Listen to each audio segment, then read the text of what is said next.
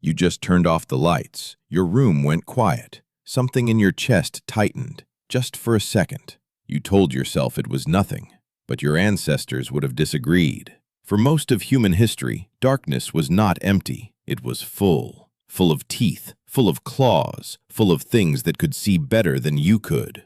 Your eyes are built for daylight. Your ears, your skin, your instincts are not. Evolutionary psychologists have a name for this mismatch. Daniel Kruger and Randolph Nesse, researchers who study fear from an evolutionary lens, argue that many modern anxieties are simply old survival tools firing in the wrong century. The fear didn't disappear. The predators did.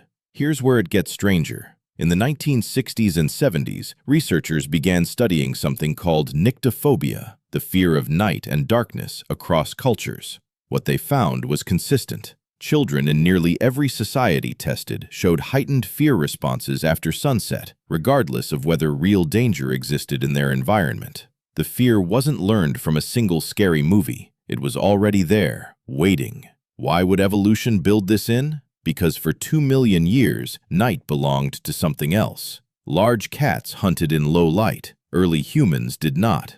Anthropologist Charles Nunn, who studies primate anti-predator behavior, has shown that many primate species developed synchronized sleeping and heightened vigilance specifically because nighttime predation was a constant, measurable threat. Groups that slept lightly, that startled easily, that stayed close together after dark, survived more often than groups that didn't. Your nervous system is a direct descendant of the ones that startled. Sleep researcher David Sampson has studied modern hunter-gatherer communities, like the Hadza of Tanzania, and found something telling. Even today, without predators nearby, adults take turns staying semi-alert through the night. Someone is always almost awake. That's not paranoia, that's inheritance. So when the lights go out in your bedroom and your chest tightens, that isn't a malfunction. It's a 2-million-year-old alarm system doing exactly what it was built to do, just in a world that no longer needs it.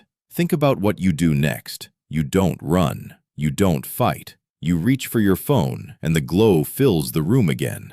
That's not weakness. That's the same brain that once needed firelight, now settling for a screen.